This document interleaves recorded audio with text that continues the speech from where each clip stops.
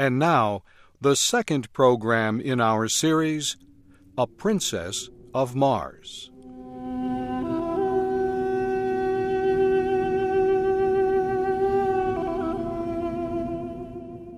The creature with the spear was huge. There were many other similar creatures. They had ridden behind me on the backs of large animals. Each of them carried a collection of strange-looking weapons. The one with the large spear got down from the back of his animal and began walking toward me. He was almost 5 meters tall and a dark green color. Huge teeth stuck out of his face, and his expression showed much hate and violence. I immediately knew I was facing a terrible warrior. He began moving quickly toward me with the spear. I was completely unarmed. I could not fight. My only chance was to escape. I used all my strength to jump away from him. I was able to jump almost 30 meters. The green Martian stopped and watched my effort.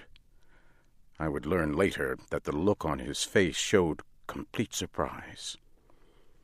The creatures gathered and talked among themselves. While they talked, I thought about running away. However, I noticed several of them carried devices that looked very much like rifles. I could not run. Soon all but one of the creatures moved away. The one who had threatened me stayed. He slowly took off a metal band from his arm and held it out to me. He spoke in a strange language. Niktu maktuta sakota. Slowly he laid down his weapons. I thought this would have been a sign of peace anywhere on Earth. Why not Mars, too? I walked toward him, and in a normal voice, announced my name, and said I had come in peace.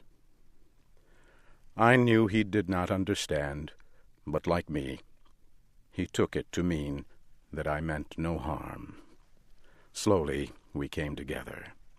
He gave me the large metal band that had been around his arm. He turned and made signs with his hands that I should follow him.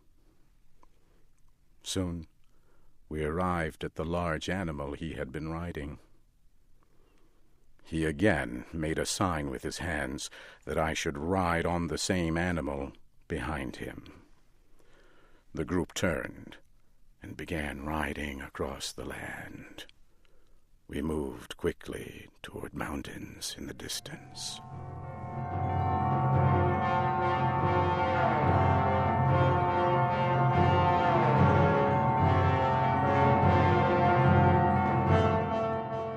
The large animals we rode moved quickly across the land. I could tell from the surrounding mountains that we were on the bottom of a long, dead sea. In time we came to a huge city. At first I thought the city was empty. The buildings were all empty and in poor repair. But soon I saw hundreds of the green warriors. I also saw green women and children. I soon learned about many cities like this. The cities were built hundreds of years ago by a people that no longer existed. The green Martians used the cities. They moved from one empty city to another, never stopping for more than a day or two.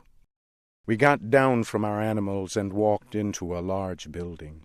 We entered a room that was filled with fierce green warriors.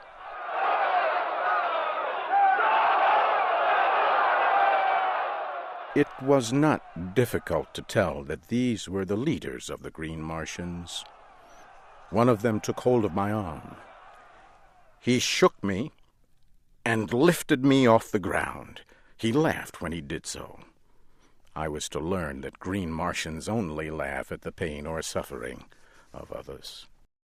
This huge warrior threw me to the ground and then took hold of my arm again to pick me up. I did the only thing I could do. I hit him with my closed fist as hard as I could. The green warrior fell to the floor and did not move. The others in the room grew silent. I had knocked down one of their warriors with only my hand. I moved away from him and prepared to defend myself as best I could, but they did not move. The green Martian that had captured me walked toward me. He said in a clear voice, "Tars Tarkas! Tars Tarkas!" As he spoke, he pointed to his own chest. He was telling me his name. I pointed to my chest and said, "My name, John Carter." He turned and said the word, "Sola." Immediately, a green Martian woman came close. He spoke to her. She led me to another building and into a large room. The room was filled with equipment carried by the green Martians. She prepared something for me to eat. I was very hungry. I pointed to her and said the word, "Sola."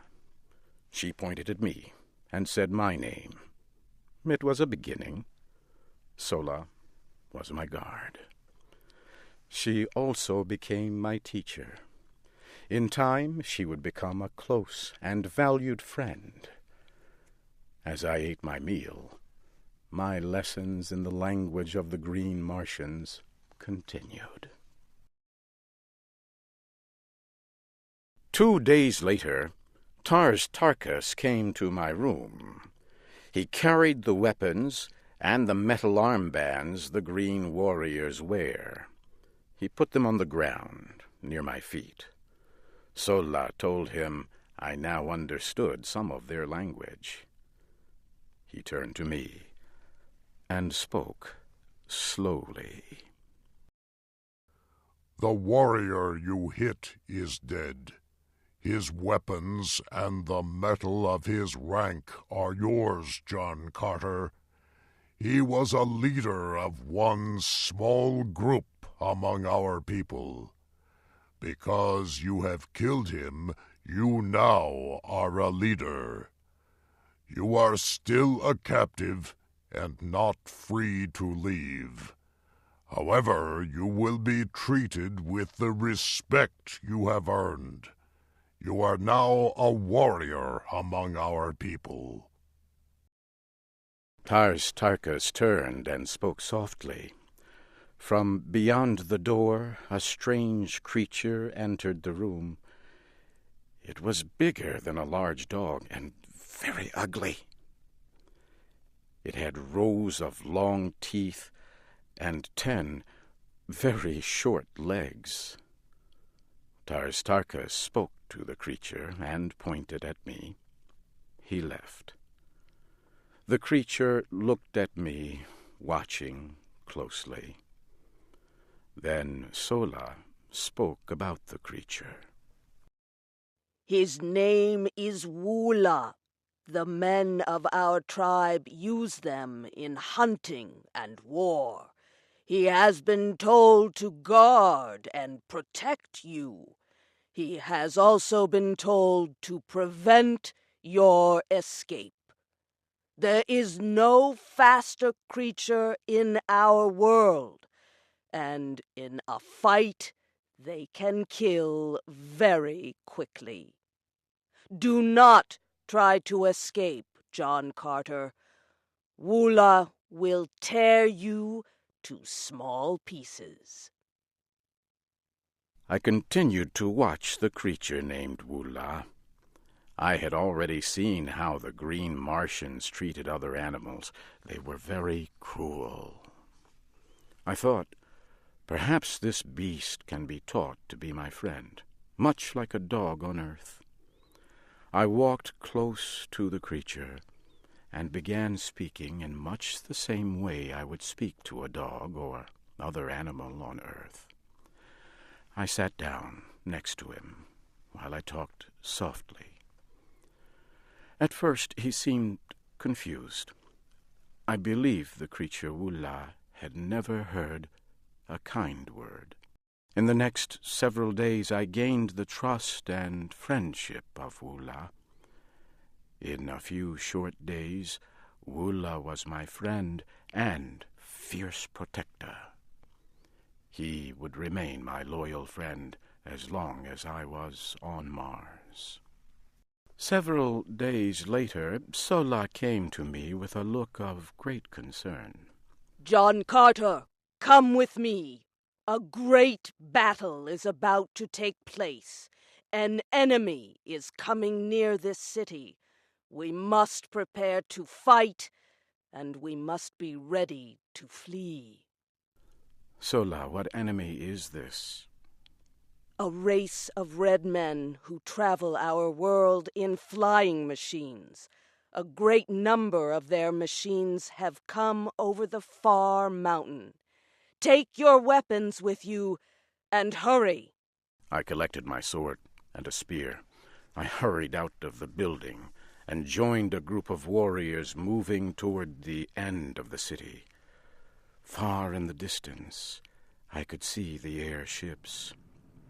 They were firing large guns at the Green Warriors. I heard huge explosions. The Green Warriors were firing back with their deadly rifles. The air was filled with the sound of violent battle.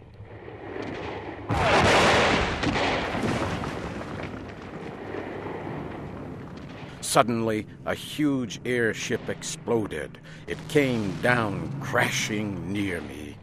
Red Martians were falling from the side of the huge ship, and then it exploded again.